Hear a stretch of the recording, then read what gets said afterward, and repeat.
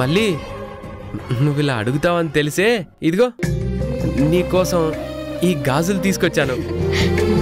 గాజులే? నీ గాజులంటే బోల్డ్ అంత ఇష్టం కదా, తీసుకో. ఏం శివ, మల్లికి గాజులు కొనమని నీకెవరు చెప్పారు? ఆ మాట కూడా చిన్నమ్మగారే చెప్పారా? నాకెవరూ చెప్పలేదు. మళ్ళీ చేతులకి ఆకుపచ్చ గాజులు బాగా నప్పుతాయి. అవి గలగలమంటుంటే చాలా బాగుంటుంది, అందుకే తీసుకొచ్చాను. తీసుకో మళ్ళీ. ఏంటి, నేనే తొడగాల? నీకు వేసుకోవటం రాదా? వచ్చో రాదో నీకెందుకు, అడిగింది కదా, వెయ్యు. ఆడపిల్ల ముచ్చట పడితే కాదనకూడదు సుమి, వెయ్యి శివా.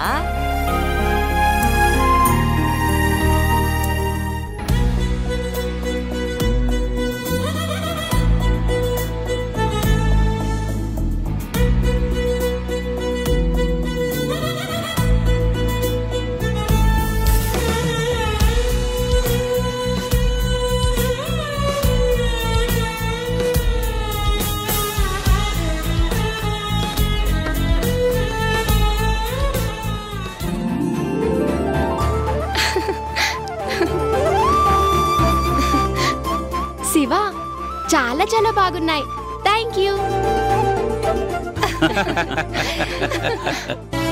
మళ్ళీ ఇక్కడున్నావా? ఏం కావాలి నాన్న?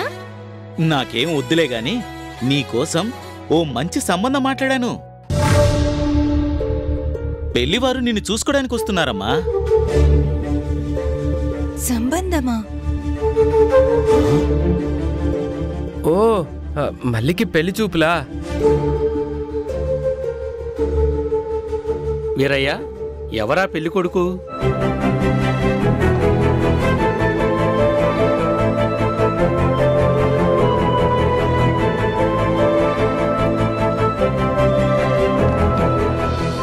శివ, నాకు పెళ్లి చూపులంటే నీకేమీ అనిపించడం లేదా?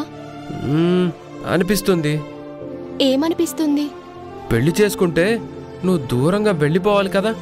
ఎవరితోనో పెళ్ళంటే అంతే కదా మరి. అయితే నువ్వు అసలు పెళ్ళే చేసుకోవద్దు. ఏ? ఏంటి ఏ? మీ నాన్నతో నేను చెప్తానులే. నిన్ను దూరంగా తీసుకెళ్ళిపోయే పెళ్ళి వద్దనే వద్దు అని చెప్తాను.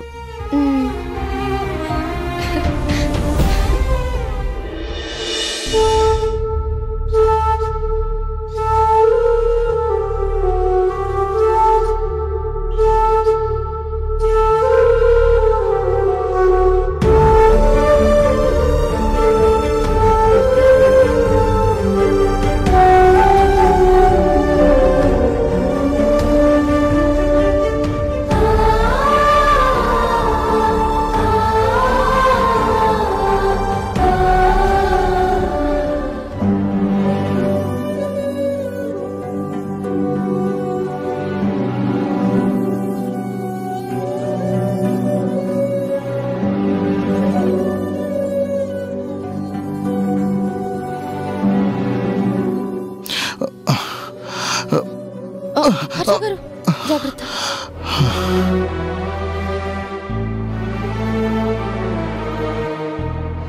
హర్ష గారు, ఏంటి సాహసం?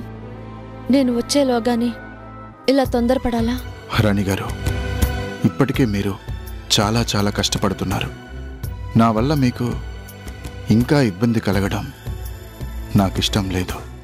ప్లీజ్ అలా మాట్లాడకండి. ఇలాంటి స్టేజ్లో మీకు సేవ చేయడం నా బాధ్యత. బాధ్యతల పేరుతో మీరు ఎంతగా నలిగిపోతున్నారో నేను అర్థం చేసుకోగలను. వద్దు, ఈ అవిటివాడి కోసం ఇక మీరు ఎలాంటి శ్రమ తీసుకోవద్దు. హర్ష గారు, డాక్టర్లు మీరు కోలుకుంటారు, మళ్ళీ మామూలుగా అయిపోతారని చెప్పారు కదా. ఇంకెందుకు ఇలా బాధపడుతున్నారు? బాధపడటం తప్ప నేను చేయగలిగిందేముంది? ఆ నిరాశావాదమే వద్దు అనేది. క్వారీలో జరిగింది ఖచ్చితంగా హత్యా ప్రయత్నమే. అంటే తెరచాటున ఉన్న శత్రువులు అదంతా కుట్ర ప్రకారమే చేయించుంటారు. ఆ దుర్మార్గులు ఎవరో బయటపడాలి అంటే మనం పోలీసులకు కంప్లైంట్ చేయడం తప్ప మరో దారి లేదు. కంప్లైంటా? అనుమానాలు తప్ప మన దగ్గర ఏం ఆధారం ఉందని? ఈ నేరం చేసిన వాళ్ళు కావాలని ఆధారాలని వదిలిపెట్టి వెళ్లరు. పోలీసుల పరిశోధన మొదలైతే ఒక్కొక్కటి బయటపడతాయి. తీగలాగితే డొంకంతా కదులుతుంది. మీ ప్రాణాలు తీయాలనుకున్నా ఆ నరరూప రాక్షసులు చట్టం ముందు దోషులుగా నిలబడతారు. అదంతా జరగడం 1-2 రోజుల్లో అయిపోదు. కేసు పెట్టాక నిరూపణ కావాలంటే ఎంతో కాలం పడుతుంది. ఇదంతా మీడియాకి తెలిస్తే మన కంపెనీల ప్రతిష్టే దెబ్బతింటుంది. అందుకని ఇంత దారుణం జరిగాక కూడా చేతులు ముడుచుకొని కూర్చుందామా? రాణి గారు, మనం ఆలోచించాల్సిందే జరిగిన దాని గురించి కాదు, జరగాల్సిన దాని గురించి. అంటే గిరిజన ప్రాంతాల్లో ఒక మంచి కాలేజీని పెట్టాలనేది నా కోరిక. చదువుకునేందుకు అవకాశం లేని అడవి బిడ్డలని విద్యావంతులుగా తీర్చిదిద్దాలనేదే నా ఆశయం. అందుకే రూరల్ డెవలప్మెంట్లో భాగంగా అటువైపు ఫోకస్ని పెట్టాలని ప్రాజెక్ట్ని కూడా ప్లాన్ చేశాను. కానీ ఇంతలోనే ఇదిగో ఇలా వీల్ చైర్కే అంకితమైపోయాను. ప్లీజ్, మాధవి గారి స్థానంలో ఉన్నందుకు ఇప్పుడు మీ ఆశయాన్ని నెరవేర్చడం కూడా నా బాధ్యత అనుకుంటాను. నన్ను మీరు గైడ్ చేయండి. మీ డ్రీమ్ ప్రాజెక్టు సాకారం అయ్యేలాగా నేను కృషి చేస్తాను. రాణి గారు, నా ఎమోషన్స్ని అర్థం చేసుకున్నందుకు thank you so much. Please, మంచి స్నేహితుల మధ్య థ్యాంక్ యూలు సారీలు ఉండకూడదు. చెప్పండి. ఎంతో మంది గిరిజనులు చదువుకోవాలనే ఆశ ఉన్నా దగ్గరలో కాలేజీలు లేక దూర ప్రాంతాలకి వెళ్ళలేక అడవుల్లోనే మగ్గిపోతున్నారు. అలాంటి వాళ్ల కోసం మనం ముందుగా ఒక మంచి కాలేజీని ప్రారంభించాలి. ఆ పర్మిషన్ కోసం సిటీకి వెళ్ళి మినిస్టర్ గారిని కలవాలి. అలాగే, తప్పకుండా మీరు చెప్పినట్టే చేస్తాను. అది అనుకున్నంత తేలిక కాదు. రూరల్ కాలేజీ కోసం పర్మిషన్తో పాటు ప్రభుత్వం భూమిని కూడా ఇవ్వాల్సి ఉంటుంది.